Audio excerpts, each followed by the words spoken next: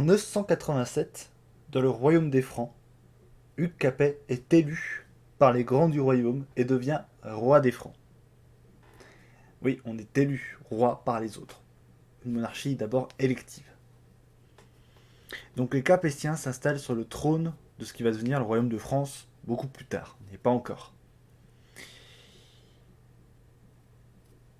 En 1108, à Orléans, son arrière-arrière-petit-fils, Louis VI, monte sur le trône des Francs.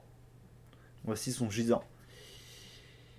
Et en 1122, Saint-Denis, l'abbaye, est dirigée par un fils de serf, Sugère. Vous avez très certainement déjà entendu parler de lui. Sugère, pas sujet, qu'on soit d'accord. Donc il devient abbé de cette importante abbaye, et il devient premier ministre de Louis VI, dit le Gros. Et à partir des années 1130, il fait reconstruire la nécropole de certains des rois. Ils n'étaient pas tous enterrés là-bas. Et en prenant différentes techniques, en les associant, c'est ce qui va devenir le gothique. Je vous ai mis deux images, donc l'image actuelle à droite, avec deux tours qui manquent, et l'image de ce que ça ressemblait avant que la tour soit démontée à gauche, qui était trop fragile, qui a été démontée pour être reconstruite, et de nos jours, on n'est toujours pas reconstruite. Donc, qu'est-ce qui s'est passé? Pourquoi cette vidéo s'appelle Le roi tué par un cochon? Tout simplement, déjà par rapport au livre de Passereau qui m'a servi de source, mais aussi par rapport à un élément, à une date oubliée mais importante dans l'histoire de France, 1131. Philippe, fils de Louis VI, premier fils de Louis VI, qui avait 15 ans à ce moment-là, fait le con avec des amis à lui dans les faubourgs de Paris. Il utilise une mobilette de l'époque, c'est-à-dire qu'il utilise un cheval. Cheval bien hargnu en plus. Sauf que le problème, c'est qu'un cochon gyrovague déboule de nulle part, fait peur au cheval, il tombe, comme sur la miniature, le cheval lui tombe dessus, et il agonise pendant plusieurs heures.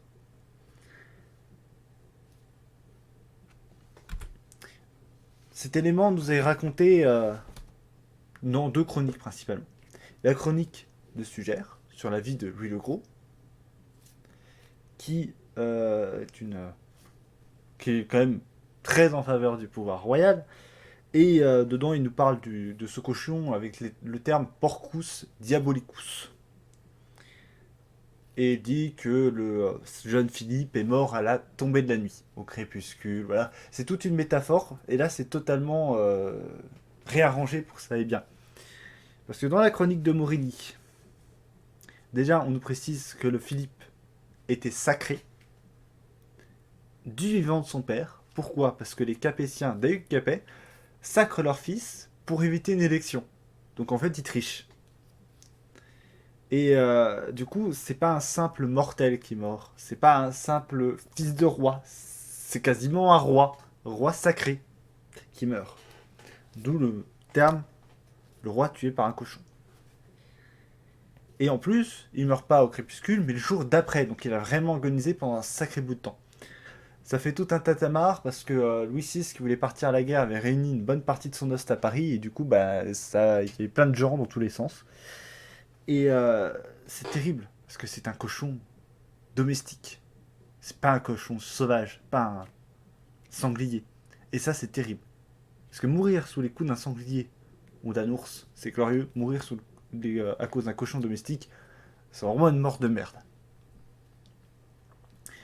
Ça aboutit à l'avènement de ce pauvre Louis VII qui fait partie de ces personnages historiques dont j'ai une énorme pitié parce que il était moine, il voulait être moine, et pour moi c'est vraiment un Saint-Louis raté. C'est qu'il avait qu'une seule envie, c'est de vivre pieusement, loin de ces trucs-là, et on l'a rappelé. Hein, et il va épouser Aline d'Aquitaine, ce qui va mal se passer, il va partir en croisade, ça va mal se passer, etc. etc. Donc ça aboutit à tout un tas de problèmes. Et pourquoi ce cochon était dans la rue? Qu'est-ce qu'il foutait là? Alors déjà, on va enlever cette image de petit cochon rose voilà, qu'on voit maintenant, qui sert à faire nos jambons et tout. le cochon domestique, il ressemble à un sanglier, hein. L'image de droite est assez juste. Il ressemble à un sanglier, il a des poils, il est noir, etc. Un peu comme les cochons domestiques corses de nos jours. C'est très très proche d'un sanglier, tellement proche que les deux espèces peuvent se reproduire ensemble. Mais dans la symbolique, c'est très éloigné. Il y en a un qui essaie glorieux de le tuer parce qu'il est sauvage et l'autre qui est pas du tout glorieux de le tuer. Et donc, pourquoi un cochon dans les faubourgs de Paris? Alors, il y a deux solutions, une moins probable que l'autre, mais qui est intéressante à savoir. Celle des cochons de Saint-Antoine d'abord. Saint-Antoine, qui, avec les Antonins, du coup, avec ce qu'a donné les Antonins, avait des cochons, ces fameux Antonins, avec une cloche autour du cou, qui eux avaient l'autorisation de se balader dans les rues. Pourquoi ils avaient des cochons? Parce qu'ils soignaient le mal de Saint-Antoine, qui était un mal, le feu ardent, on appelait ça, qui est un mal qui ne soigne pas avec du cochon, mais on pensait que ça soignait avec du cochon. Deuxième solution, c'est un cochon tout à fait normal. Alors, soit que son maître en avait rien à foutre des règles et le laissait se balader dans les rues comme beaucoup de personnes laissaient faire, soit, il s'est échappé de son enclos, ce qui est tout à fait possible. Toujours est-il qu'il avait rien à faire dans les rues. En tout cas, vu que c'est dans les chroniques, on parle pas de cochon d'Antonin, il avait rien à faire là. Et ça, c'est un énorme traumatisme. Et dans l'histoire du traumatisme, on va dire que ça va apporter la fameuse fleur de lys sur les armoiries du roi de France. Alors, la fleur de lys, c'est d'abord un symbole royal dans pas mal de choses, notamment dans la Bible, et de pureté, de délégation du pouvoir. Donc on retrouve un peu partout, donc pour ça qu'à droite, je vous ai mis Mansa Moussa sur une carte assez tardive après les événements, qui est représenté comme un roi européen, avec cette fameuse tige avec la fleur de lys.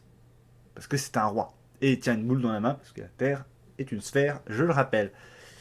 Et aussi, les rois de France vont adopter le bleu et la fleur de lys. Deux symboles mariales. Donc l'histoire veut que ce soit par rapport à Marie, une volonté de se racheter. À ce moment, la dévotion mariale explose. Marie, qui est normalement blanche dans le culte, mais qui est toujours présentée en bleu et de plus en plus en bleu. Ce qui fait une super pub au bleu. Et aussi, ce qui est un peu extraordinaire comparé aux autres souverains d'Europe, c'est que déjà c'est du bleu, de l'azur, pas du rouge, donc du gueule sur leurs armoiries, ce qui est assez rare pour des souverains. Et surtout, c'est pas un aigle, un, un, un lion, genre de choses, quelque chose d'hargneux, un léopard. Voilà. Non, les fleurs de lys. Comparé au roi d'Angleterre, hein, la famille des Plantagenets, qui sont ces deux gueules à trois léopards d'or, et après ils l'ont passé de je sais plus quoi, mais c'est des léopards, donc des lions, qui attaquent sur un fond rouge. Et là, c'est du bleu avec des fleurs de lys. Voilà, c'est ça l'histoire du roi tué par un cochon, une de ces dates oubliées et importantes. C'est un peu trop tôt aussi pour les procès des cochons, donc on fait pas de procès aux cochons. Plus tard, on en fera, je ferai sûrement une vidéo dessus parce que c'est très intéressant. Et j'espère que cette vidéo vous aura plu. Je vous souhaite à la prochaine, ce qui risque d'être un peu plus tard parce que je pars 2 semaines en fouille, donc j'aurai pas le temps de faire une vidéo. Et j'espère que cette vidéo vous aura plu, qui est assez courte, et je pense que c'est pas une mauvaise chose. Au revoir.